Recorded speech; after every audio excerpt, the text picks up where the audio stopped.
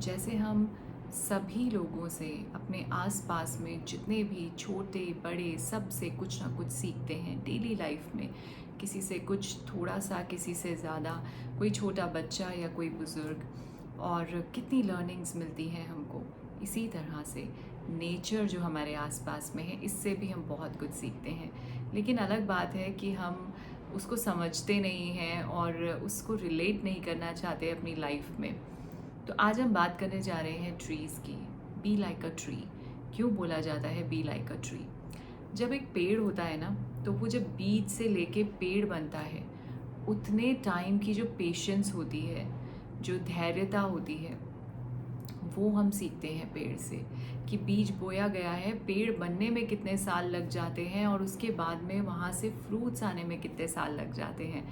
तो वो जो धैर्य, वो जो पेशेंस पेड़ रखता है, वो हमें सीखनी चाहिए उस ट्री से।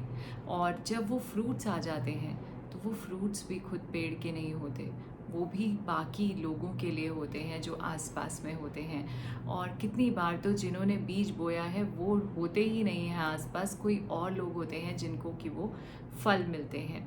तो सबसे पहली चीज़ जो पेशेंस है वो हम सीखते हैं। फिर उसके बाद में अगर हम बात करें कि बहुत बड़े बड़े तूफ़ान आते हैं, स्टॉर्म्स आते हैं, और फिर भी वो पेड़ जो है वो थोड़ा झुक जाता है, लेकिन वापस उस स्टॉर्म के बाद, तूफ़ान के बाद, उसी तरह से अपनी जगह पर खड़ा हो जाता है।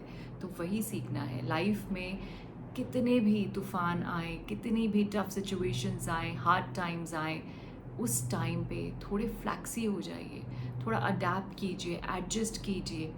सोचिए, देखिए कैसे इस सिचुएशन से निकलना है, उसको उससे निकलने का सॉल्यूशन ढूंढिए, स्ट्रेंथ लीजिए, लेकिन कभी भी गिव अप मत कीजिए। राइट? आफ्टर दैट वो जो स्टॉर्म निकल जाएगा, then you will stand strong like a tree. Right? तो ये जो चीज़ है, ये हमें सीखनी है पेड़ से।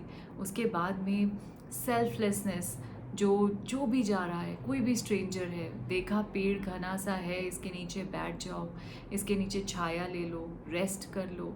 अब पेड़ को इससे तो कोई मतलब ही नहीं है कि इसने मुझे पानी दिया था या नहीं दिया था, या ये कोई कमिटमेंट लेना कि अब छाया तो मैं दे रहा हूँ तुमको, फल तो मैं दे रहा हूँ तुमको, लेकिन तुमको मेरे को पानी देना पड़ेगा इसके बाद में, या मुझे जो है ध्यान रखना पड़ेगा मेरा। नहीं, कोई स्ट्रेंजर है, कोई भी है, जिसने हेल्प मांगी दे दी, और बिना किसी एक्सपेक्टेशन के हेल्प दे दी। वही सीखना है। अगर कोई आपके पास हेल्प लेने आता है, मदद मांगने आता है, तो ये देखे बिना, ये सोचे बिना कि ये मुझे क्या देगा, एक्सपेक्ट किए बिना आपको हेल्प करना है। वो वही एक जो चीज़ है, वही एक जो ट्रेट है, वो सीखना है आपको पेड़ से। हम लोग क्या करते हैं, मैंने इसकी ये मदद की, कल को ये मेरी मदद करेगा या नहीं करेगा। डोंट एक्सपेक्ट नहीं करेंगे। राइट? और सबसे अच्छी बात, ग्राउंडेड रहना। ये तो हमें पेड़ से अलावा कोई और सिखा ही नहीं सकता अच्छी तरह से।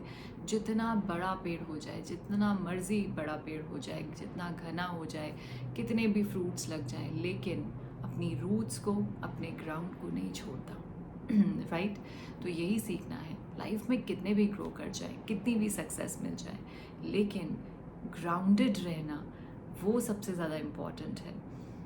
आपकी जो सक्सेस है वो तो चली गई ऊपर, लेकिन वो यहाँ जाके बैठ नहीं जानी चाहिए, चढ़ नहीं जानी चाहिए। You need to be grounded. अपनी रूट्स के साथ मिल के रहना, वो सबसे ज़्यादा इम्पॉर्टेंट चीज़ है। सो एंडलेस चीज़ें जो हैं हम सीखते हैं, पहाड़ों से, ट्रीज़ से, बहुत सारी चीज़ें सीखते हैं। बस वो नज़र चाहिए देखने की, उन लेसन्स को लर्न करने की, उन टीचिंग्स को लेने की।